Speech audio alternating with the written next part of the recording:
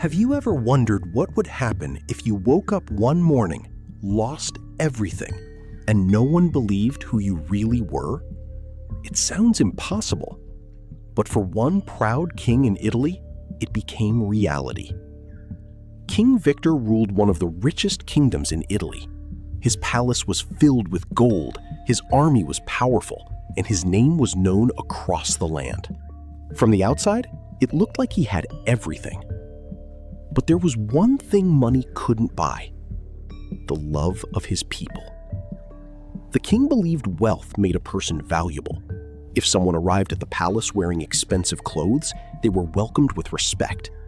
But if a poor farmer or laborer came asking for help, they were often turned away before they could even speak. Over time, people stopped seeing the king as a leader. They saw him as a man hidden behind his crown. Then, one ordinary morning, everything changed. The king rode deep into the forest on a hunting trip, chasing a fast-moving deer. He kept riding farther and farther until the sound of his guards disappeared behind him. For the first time in years, the king was completely alone. As he followed a narrow trail, a poor farmer stepped into the road and gently held the horse's bridle. The farmer looked strangely familiar. In fact, he looked almost exactly like the king. He bowed respectfully and said, "Your Majesty, I have waited outside your palace for 3 days. I haven't eaten, and no one will listen to my request." The king didn't hear the man's hunger. He only noticed his dirty clothes. Without another thought, he struck the farmer with his riding whip. "Get out of my way," the king shouted. "I don't speak to people like you." The farmer quietly stepped aside. He didn't argue. He didn't threaten. He simply watched as the king rode away. But he didn't leave. Instead, he slowly followed him through the forest. The king eventually reached a quiet pond hidden below the surrounding hills. It was the perfect place to cool off. He tied his horse to a tree. He laid his royal clothes, sword, and crown beside the water. Then he climbed into the pond to bathe. Because the pond sat lower than the ground around it, anyone inside couldn't see what was happening above. The farmer noticed. He carefully removed his old clothes. He put on the king's royal robe. He placed the crown on his head. Then he mounted the king's horse and calmly rode away. Only a short distance later, the royal guards found him. No one questioned him. No one looked twice. They saw the crown, they saw the royal clothes, and they immediately believed they were looking at their king. The farmer rode straight into the palace. Meanwhile, the real king climbed out of the pond. His horse was gone, his clothes were gone, his crown had disappeared.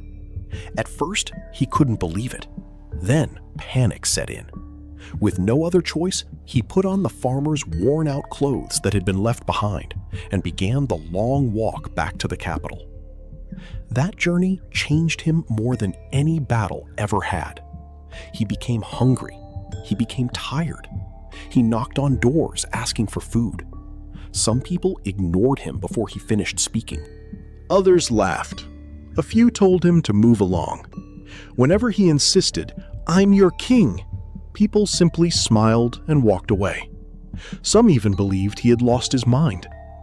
For nearly 3 weeks, the man who once gave orders to thousands couldn't convince a single stranger to believe his own name. Every insult reminded him of the day he had refused to listen to one hungry farmer. Every closed door felt painfully familiar. Back at the palace, the farmer never acted like a cruel ruler. He simply waited. He knew the lesson couldn't be explained. It had to be experienced. Eventually, news spread through the kingdom about a ragged man claiming to be the real king. The farmer ordered him to be brought before the royal court. The guards led the exhausted stranger inside. He looked nothing like a king anymore. His face was thinner. His clothes were torn. His eyes carried the weight of weeks spent surviving without power. The farmer quietly ordered the man's shirt to be removed.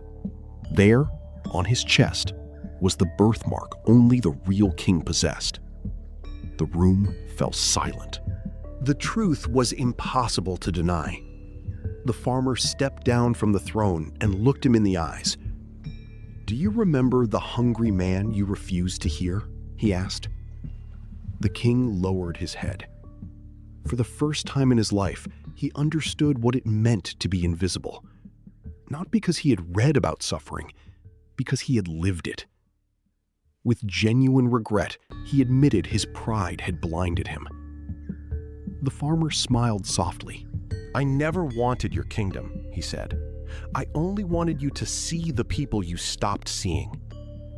Without asking for money, without asking for revenge, without asking for a reward," he handed back the crown. The throne returned to its rightful owner, but the man sitting on it was no longer the same king. From that day forward, no visitor was judged by worn shoes or simple clothes. The palace gates stayed open to rich and poor alike, because the king had learned something he could never have understood from inside a palace. Sometimes the fastest way to lose yourself is believing you're above everyone else. And sometimes the people with the least power are the ones who can change a kingdom forever.